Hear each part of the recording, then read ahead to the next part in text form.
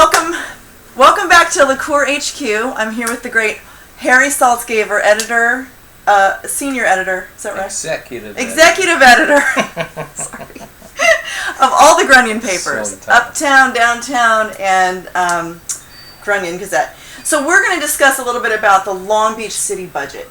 Okay. So you were there yesterday. Tell me what your thoughts are on the discussion that happened during the council meeting yesterday. Right. It was actually a work session. It was an afternoon report from a consultant talking about potential government reform that would be designed to save money, obviously. The city has been in serious budget cutting mode for the last, actually 8 years. For the last 3 it's been really bad, and it's going to be really bad again this year. Just seems like year after year, Right. It's cuts, more cuts, more cuts. Everybody's getting tired of it. It is very wearing. I don't know how the city management folks continue to do it and get up in the morning. It's a depressing kind of a situation. At last look, they were going to have to close a $16.7 million deficit in this next fiscal year, and that's just in the general fund, and that's just expected revenues to expected spending if we were to stay at the same level we're at right now. So how do you cut $16.7 million out of Long Beach's budget? I mean, where do you start? Well, you see that, and that's really what the discussion was yesterday, is you're going to have to do business a different way. And it's going to mean a lot of different things. Probably fewer services. And everyone, I think, who has followed city government at all knows that for the last 3 years we've been cutting police, we've been cutting fire, we've been cutting every place. We've been cutting parks and recreation, we've been cutting libraries, public service. We've been doing it for the last 2 years in a way that's called proportional budgeting. Okay. Yeah, which basically means that the people who spend the most get cut the most. Okay. It's a percentage sort of a thing. If I get 50% of the budget this year, I'm going to get 50% of the budget next year, but that budget is 16.7 million smaller, so I am going to proportionally get the largest cut. I see. That has pounded the police and fire to the point that many people argue that they are beyond bare minimum now. We are indeed back to the number of police officers we were at 15 years ago. But population still growing. Population still growing. Well, actually, it's not. No? It isn't. No, in the last 10 years, Long Beach has grown about 300 people. And oh my goodness. Yeah. Well, then, does it matter then that they're? I mean, obviously, it matters to people who work Right. in those fields. Yes, so I'm it not. does. But in terms Yeah. of the numbers only, can we run on that?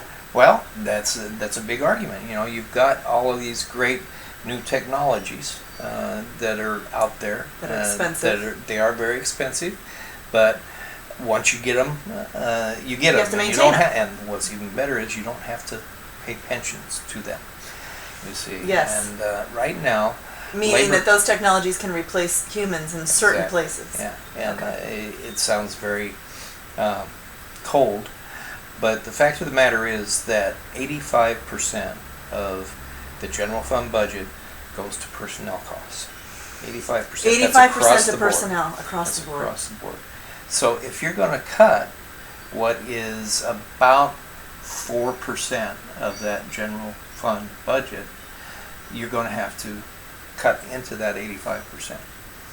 And we've been doing it in the last few years by attrition, mostly.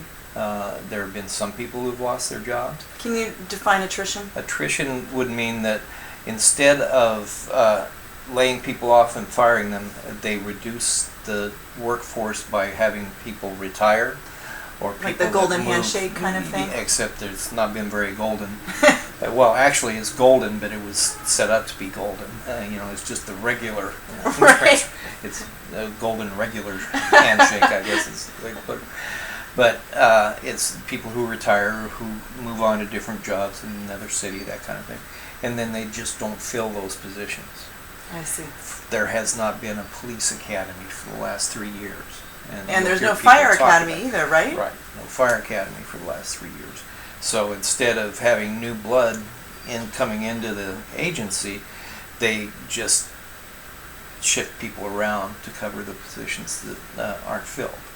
So that's what's been going on there. The whole idea of government reform is to continue to look for more efficiencies and more efficiencies. Some of the interesting things that study from an outfit called Management Partners, a consultant group, did, there were some comparisons of Long Beach and other California cities in terms of what they spend per capita. In other words, per 1,000 people of population, we have, I think we spend $884 per 1,000 people of in the city of general fund. That's much, much higher than most other cities in the state. Okay. And what's the reason for that? Well, that's what they're trying to get a handle on, and that's what they're trying to figure out. The problem is it's very, very difficult to compare apples with apples. Long Beach is a huge, diverse city. We've got a port, we've got an airport, we've got a health department. Those are three things that a lot of cities don't have. Fresno doesn't have those, for example. Okay, right. We're the only city outside of LA in Los Angeles County that has its own health department. There's huge arguments about how important it is for us to have that health department and how cheaply the health department runs, because they get lots of grants. I get sidetracked on that because I like the health department. You like the health department? They do good work. Yeah. But there are things like, how do you maintain libraries and parks and recreation programs if you don't go ahead and continually cut more from the police? Right. So Parks and Rec, so the sort of services that Parks and Rec give are, first of all, just the maintenance of the beautiful parks that we have, which is enormous. We have more parks than, I don't even know what the statistics are, but I know. Do you know? Can you tell us? Because I happen to be a Parks and Recreation Commissioner. We have 144 parks in the city. I've got a little cheat sheet card that I can give you, but we run the largest municipally owned marina in the country. We have 4 golf courses. We have swimming pools. We have a huge senior program. We have 8, if I'm not miscounting, 8 regional community centers. We have a nature center. We take care of it just keeps on going. Right, and those things really add to the quality of life and also the safety of kids being off, having a place to go after school, and seniors having activities, adults having activities. Exactly. Physically, you can ride your bike. I mean, they're... And the same thing is true for the Parks and Recreation Department as with the rest of the city. A large chunk of the money we spend is spent on people. It's people to run all of those recreation programs. So when you ask us to cut, and they are asking us to cut, just like they're asking everyone else to cut, we don't have very many places left to go but to those people. And when you cut those people, those programs go away. Right, and those people are unemployed and mostly living in Long Beach. Right, exactly. And one of the real issues, and we saw it last night, one of the representatives for the International Association of Machinists, which represents the miscellaneous employees, or just about everybody who works for the city except for police and fire, and a few of the professional engineers, that kind of thing, got up and basically said that very thing. And what is happening is we're going to have to decide, and not we, the city council is going to have to decide what services we're going to have to live without this coming year. It's going to come down to that. And it's not going to be pretty. And I do not envy them their Can they just decisions. close down whole parks? I mean, is that... They can.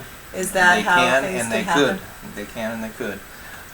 If, for example, you were to leave the police department as it is now, not increase it, but leave it as it is now, with the regular cost of living increase kind of thing, you would have to cut the entire library program, the entire library department. You would see, I believe, all 8 of our community centers closed to programming in Parks and Recreation. It's that serious. And we haven't even touched on Public Works, which is the potholes and the sidewalks. We haven't even touched on planning, which is planning and building, which allows businesses, and you've heard lots and lots about being business friendly. To be business friendly, you have to have people to allow them to do the inspections, to get the permits, to blah-de-da-de-da, to allow them to do business. Wow. And they're being cut as well. So there's a lot of really tough decisions to be made, and and right now they're being explored. No decisions are being made at the moment. Actually, decisions have been made. You don't know them yet, and Do you know them? I don't know them I yet. think you know them. No, I don't wish I knew them, because then I'd have to do something about it. But no, the city manager prepares a budget. They basically work on the budget year round.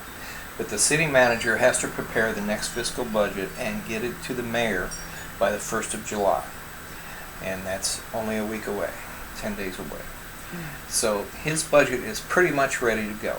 And then he gives his proposed budget to the mayor. The mayor has a month to go through that budget and make his recommendations for changes, if he has any. 2 years ago he made major changes. Last year he made almost no changes. But then that budget, the first week in August, goes to the city council. That's when we find out.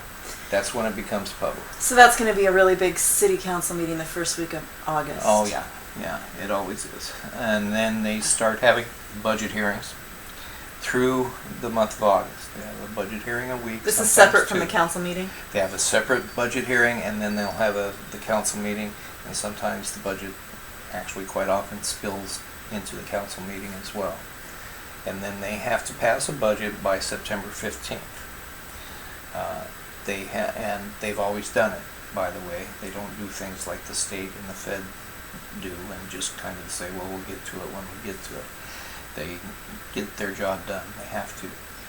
And September 15th, then the mayor gets 2 weeks to do what's called a line item veto. And he can veto certain programs if he wants to. And then if he does, that goes back to the city council, and they can vote to either turn over those vetoes or not. And again, last year he didn't veto anything. But this year the cuts are sizable. Yeah, well, as sizable as they've been for the last 2, the problem is that since 2004, we've cut 25% of the city workforce. That's better than 800 people. Since 2004, they cut $200 million out of the city budget. And we have to cut another $16 million this year. So, sooner or later you get down to the bone, and then you start cutting into the bone and you get down to the marrow. And we're at the marrow. And we're getting there, in my opinion. Yeah. Well, it will be interesting to see what happens when we find out the first week of August what the proposed cuts are going to be. Right. All right. Well, we're going to have to chat. We're going to have you back right after that council meeting for analysis of that. All right, you guys, we'll be right back.